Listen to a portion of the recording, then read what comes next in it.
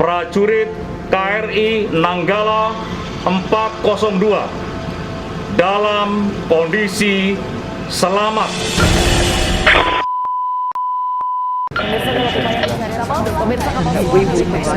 Di sini Panglima TNI, saya turut prihatin dengan kejadian yang dialami prajurit KRI Nanggala 402 dan personel yang on board di dalamnya.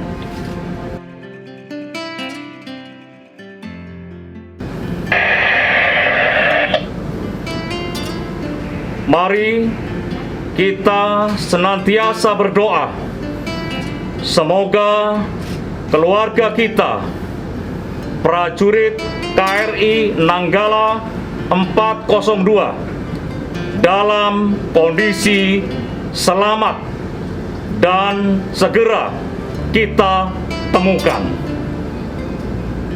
Tabah sampai akhir.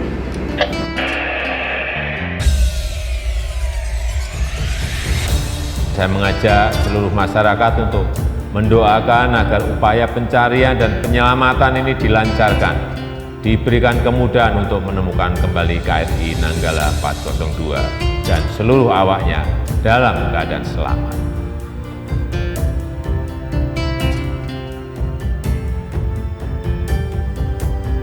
Latihan peluncuran rudal yang digelar armada kapal selam KRI Nanggala 402 merupakan bagian dari upaya pembinaan kemampuan personil TNI Angkatan Laut demi senantiasa tangguh dalam menjaga kedaulatan Indonesia. Asa memiliki armada laut yang kuat memang menjadi tujuan dari seluruh insan maritim bangsa ini.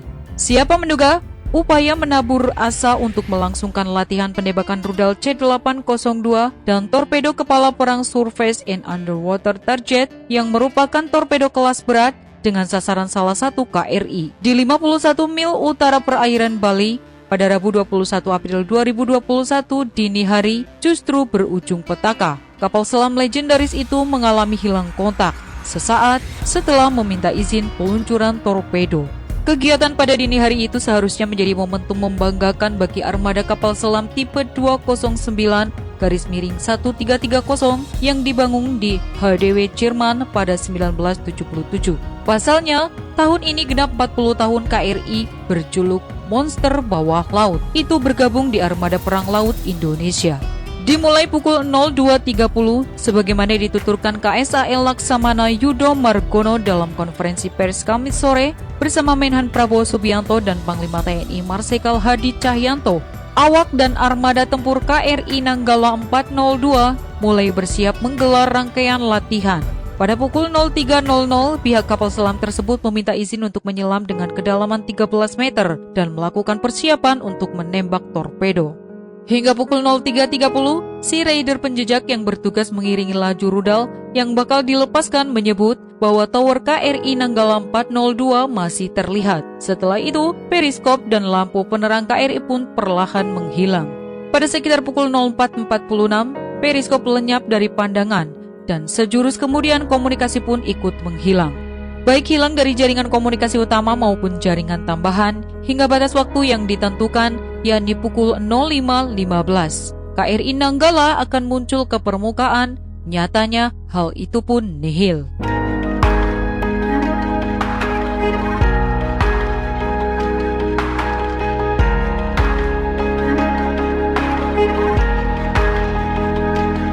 Oleh karena itulah, pada pukul 06.46 atau 3 jam sejak hilang kontak, seluruh unsur di luar melakukan pencarian dan latihan ditunda. Namun sampai sekarang pun belum terdeteksi posisinya. Sebelum dinyatakan hilang kontak, pelayaran KRI yang dilengkapi 14 buah torpedo ukuran 21 inci garis miring 533 mm dalam 8 tabung buatan AEG dan diincar melalui periskop buatan Zeiss yang diletakkan di samping snorkel buatan Maschinen Bau Gablor itu, menurut KSAL Yudo Margono, berada dalam kondisi material dan personil yang siap. Diketahui pula ada sebanyak 53 personil di dalam kapal selam yang dikomandani Letkol Heri Octavian dengan perincian sebanyak 49 ABK, 1 komandan satuan, 3 personil arsenal. Kesiapan operasional KRI Nanggala 402 yang telah meluncurkan 15 kali torpedo kepala perang dan 2 torpedo kepala latihan, termasuk menenggelamkan KRI Rakata dengan tembakan torpedo yang akurat dalam latihan gabungan pada 2004, memang tak layak diragukan.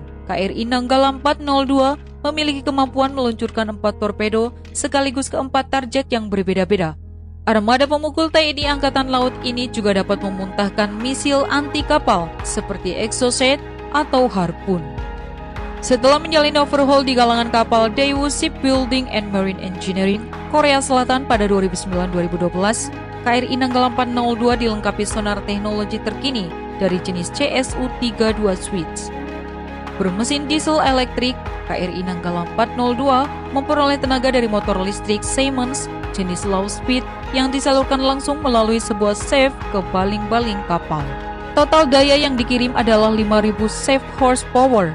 Tenaga motor listrik datang dari baterai-baterai besar yang beratnya sekitar 25% dari berat kapal.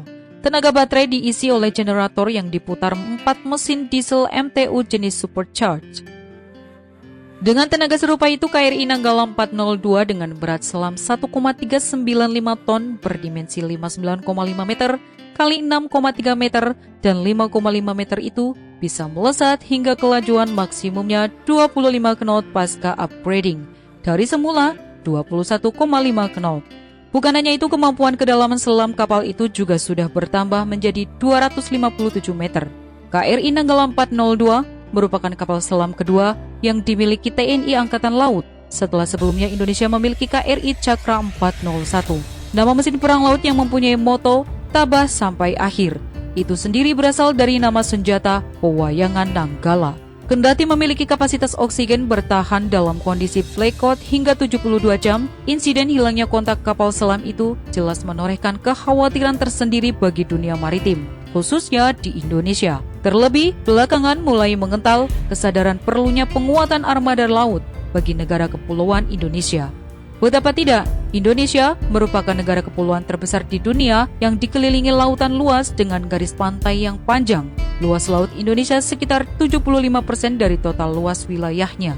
Terdiri dari 3,1 juta kilometer persegi laut teritorial dan 2,7 juta kilometer persegi laut zona ekonomi eksklusif. Sementara itu, luas daratan 1,9 juta kilometer persegi berupa lebih dari 17.000 pulau dengan garis pantai lebih dari 81.000 kilometer.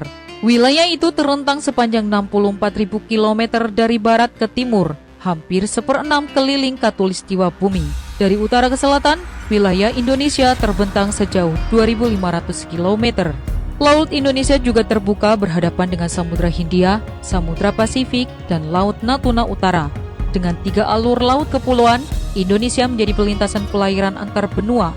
Dengan 3 alur laut kepulauan, Indonesia menjadi pelintasan pelayaran antar benua. Bahkan Selat Malaka menjadi salah satu jalur pelayaran tersibuk dunia. Bertolak dari kondisi geografis itu pula lah, pada kesempatan peresmian operasional mesin tempur laut terbaru, yakni kapal selam KRI Alugoro 405, pada Selasa pagi di dermaga Selat Lampa, Natuna, Kepulauan Riau. Panglima TNI Marsikal Hadi Cahyanto mengingatkan bahwa dewasa ini kapal selam telah menjadi kekuatan pemukul strategis yang sangat diperhitungkan dalam peperangan modern. Kapal selam merupakan alat utama sistem pertahanan yang strategis karena memiliki dampak penangkalan atau deterrent effect yang tinggi. Kebutuhan penguatan Angkatan Laut Nusantara memang menjadi sebuah keniscayaan. Insiden hilang kontaknya KRI Nanggala 402 kian mengukuhkan komitmen akan pemenuhan kebutuhan tersebut. Sebagaimana disampaikan Menhan Prabowo, kejadian ini menggarisbawahi bahwa pertahanan negara adalah sebuah upaya yang sangat rumit dan memerlukan teknologi yang sangat tinggi, serta mengandung unsur bahaya. Itulah sebabnya modernisasi alutsista secara lebih cepat sudah sangat mendesak untuk dilakukan bagi ketiga matra. Peremajaan alutsista akan dilakukan secara lebih tertib dan efisien dengan upaya komprehensif dan seefisien mungkin, sehingga negeri ini mempunyai TNI yang handal.